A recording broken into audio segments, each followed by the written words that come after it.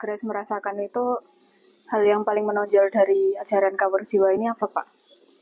Kalau saya melihat yang paling menonjol ya dari ajaran ini, dia punya istilah kerennya itu psikoanalisa ya, yang sangat real, detail, dan gampang dipahami atau dirasakan oleh orang yang ingin belajar gitu ya.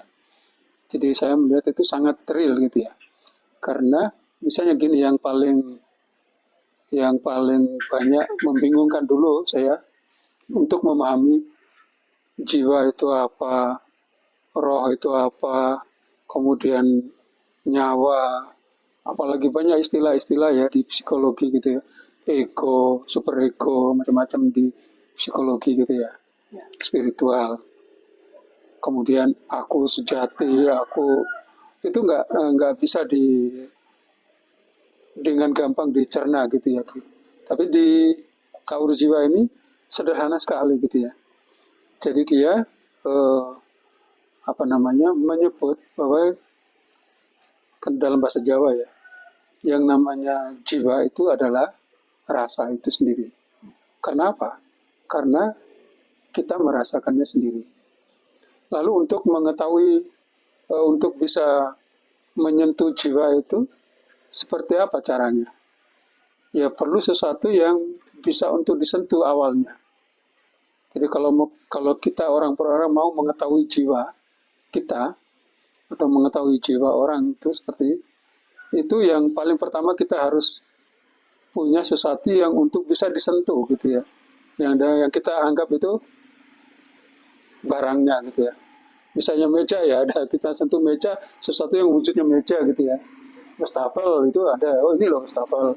Nah kalau jiwa yang disentuh apa? Kalau istilah Jawanya demok ya, demok, demoan, demoan gitu ya, demoan. Sesuatu yang bisa disentuh gitu ya. Apa itu? Ya untuk menyentuh, merasakan jiwa itu ya, yang disentuh atau yang dipegang itu adalah nama. Jadi nama itu sebenarnya sesuatu yang untuk sebagai pintu masuk atau sebagai tengar untuk jiwa. Dan setelah saya rasakan, ya benar ya. Misalnya ada orang udah meninggal gitu ya. Ada orang udah meninggal, jasadnya udah dimakamkan, tapi di rumah masih berdoa. Mari kita berdoa untuk Grace gitu ya, misalnya uh, untuk jiwanya Grace gitu ya. Berarti kan nama itu sebenarnya bukan sekedar untuk menyebut raganya orang, tapi yang paling utama adalah menyebut jiwanya. Nah, jadi itu yang unik boleh saya lihat. Oh, jadi ketika saya memahami itu, ya benar. Kalau saya mau memahami saya sendiri, jiwa saya, lalu saya mulai memahami nama. Dan yang disebut dengan Grace selama ini itu adalah jiwa, bukan raga gitu ya. Karena kalau raga itu kan juga berubah-ubah gitu. Raganya itu bisa kecil, besar, tua, terus jompo gitu ya. Itu bisa berubah-ubah. Tapi kalau nama tidak. Meskipun nama itu bisa macam-macam gitu ya. Tapi untuk merasakan awal ya merasakan nama itu. Lalu dari itu baru maju lagi langkah berikutnya ya memisahkan atau pilah antara aku dengan namaku gitu.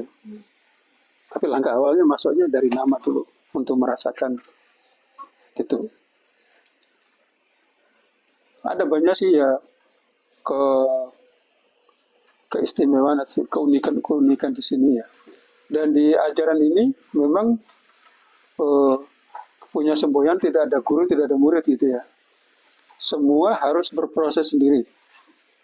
Ya kalau ketemu tinggal saling sharing aja.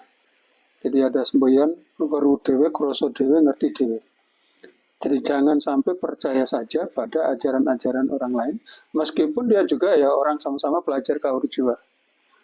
Ketika dia merasakan hidupnya, lalu dia membuat pengertian-pengertian, itu hanya sharing dari dia ya. Tapi apakah kamu mengalami seperti itu sampai ada pengertian seperti itu?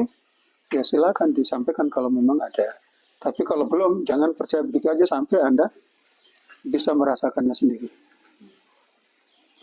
Jadi nggak cuma teori aja. Ya, semua yang kita dengar dari orang lain itu pasti teori. Selama itu belum kita uji di kehidupan sehari-hari, lalu baru kita mengatakan, oh benar. Jadi kalau itu sudah benar, sudah dialami, itu sudah menjadi pengertian kita juga.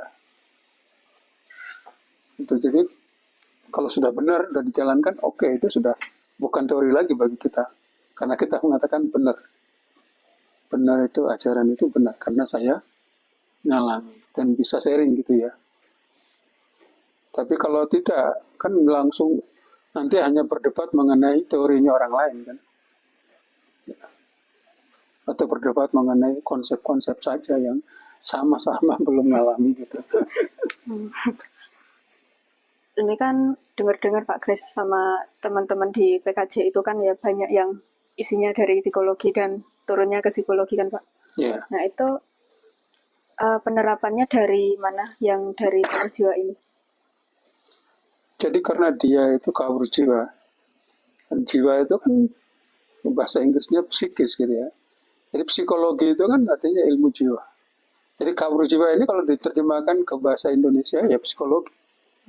Atau bahasa Inggris, psikologi. Ya. Itu kabur jiwa. Itu sebenarnya itu. Hanya dulu saya pernah nganjurkan di Universitas Sarjana Wiyata. Waktu jadi pembicara di sana. Dan sebaiknya di kampus-kampus psikologi di Indonesia, apalagi di Jawa itu diganti aja namanya. Bukan fakultas psikologi, tapi fakultas kabur jiwa gitu ya. Yang lokal ya. Yang lokal kan bahasa Indonesianya ada, kabur jiwa, bahasa Jawanya ada. Kalau mau di Jawa kan ya fakultas kabur jiwa gitu. Nanti sarjananya bukan S1 gitu, bukan sarjana sebutannya. Sebutannya Ki gitu ya. Kita manyi. Ya, jadi mengapa ini banyak teman-teman psikologis karena ternyata kajian-kajian kabur jiwa ini kan konsumsi dunia psikologi karena dia analisis mengenai kondisi jiwa. Maka banyak sekali ilmu ini dipakai atau diambil oleh teman-teman penelitian psikologis ya. Ada yang kayak Kirian itu dia ada sampai membuat buku psikologi Raos itu sebagai psikologi khas timur gitu Indonesia. Lalu ada banyak lagi yang penelitian-penelitian hasilnya ya untuk apa namanya? Untuk skripsi, ada yang untuk tesis, untuk promosi doktor gitu. Materi-materi kabur jiwa ini yang diambil. Ya karena itu memang dunianya dunia psikologi kabur jiwa ini. Menurut Pak Kris tuh pentingnya mengenal jiwa atau enggak pentingnya belajar ilmu ini bagi diri sendiri itu apa Pak? Atau manfaat yang dirasakan paling besar oleh Bapak? Ya manfaat paling besar itu tadi menurut saya dengan memahami diri sendiri. Karena psikologi dimanapun itu kan, nah bedanya ya saya lihat yang saya belajar psikologi dari teori-teori barat ya, itu kan objek penelitiannya kan orang lain. Iya. Objek penelitian orang lain, lalu hasilnya itu kayak ya mau vonis gitu ya. Judgment psikologi itu membuat judgment, oh kamu nih orangnya introvert, ini ekstrovert, ini semacam-macam. Jadi sudah dikotak-kotakan dengan apa namanya label-label gitu ya, label-label psikologis gitu ya. Dan itu dianggap sesuatu yang tidak bisa berubah gitu ya. Tapi kalau di kaur jiwa ini dia tidak memvonis itu ya, tidak. Saya mencoba merumuskan dulu gitu ya. Jadi kalau di psikologi itu ada banyak apa kategori manusia gitu ya, secara psikis. Kalau saya punya kemarin saya bikin kategori kan karena manusia ini dari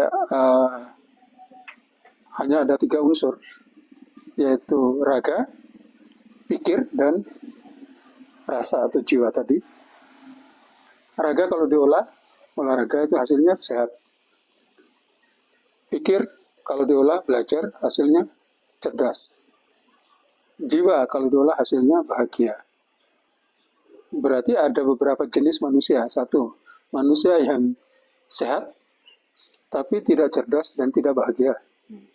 Kemudian ada manusia yang cerdas tapi tidak sehat dan tidak bahagia. Ada yang manusia yang bahagia meskipun tidak cerdas dan tidak sehat. Gitu. Ada manusia yang cerdas dan bahagia meskipun tidak sehat.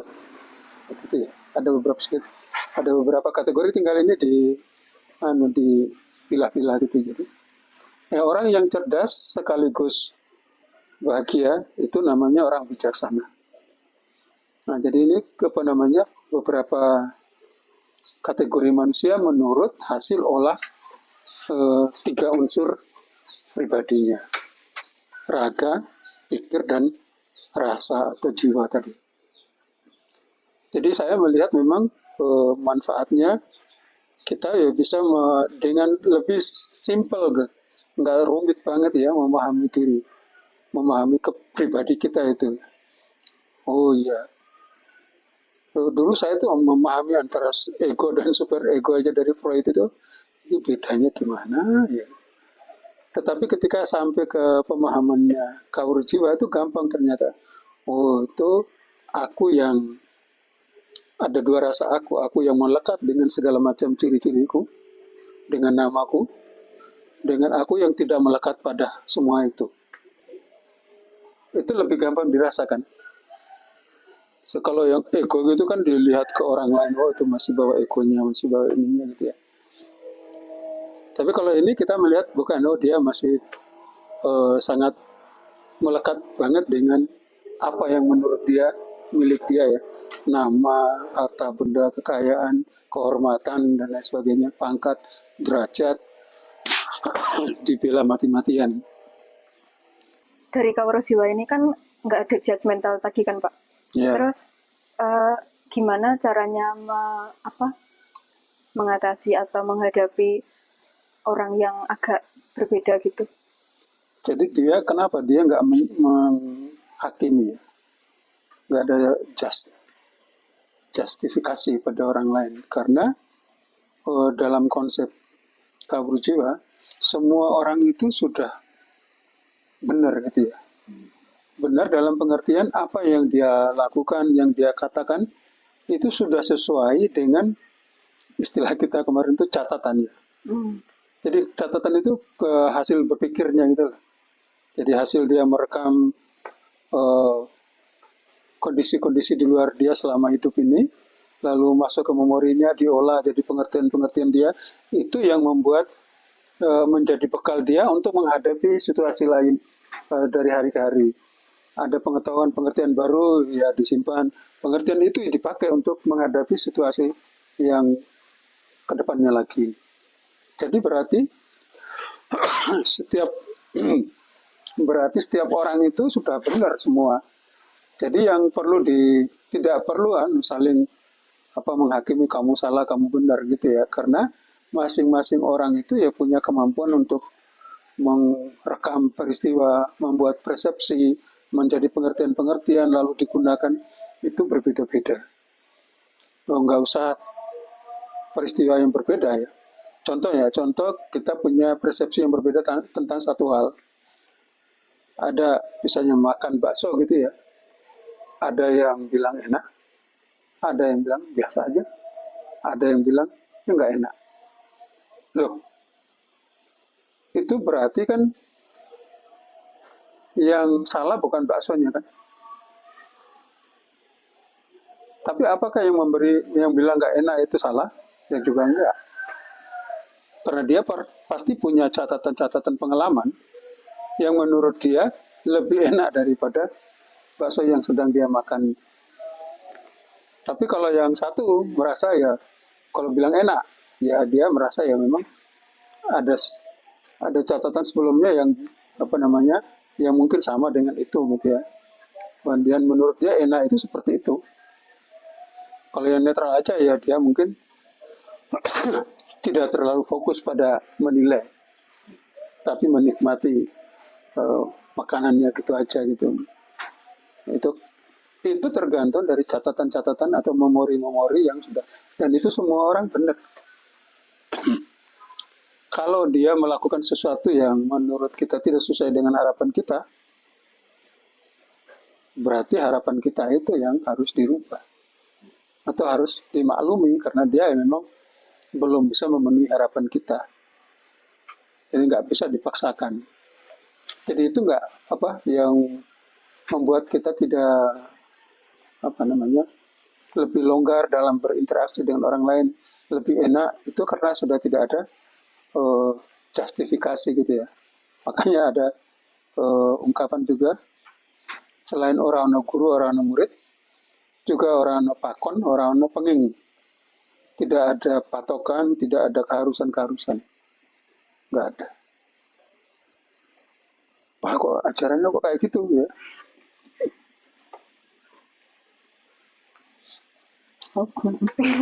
Tak kira mau lanjut jelasin, Pak. Iya, karena semua orang sudah benar. Jadi patokan itu untuk siapa?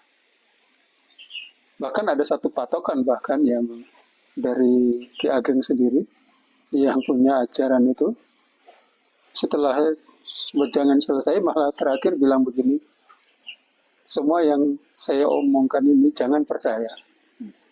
Kalian harus bisa membuktikan sendiri, bisa menemukan sendiri. Karena kabur jiwa itu bukan miliknya saya, kabur jiwa itu ada di setiap pribadi.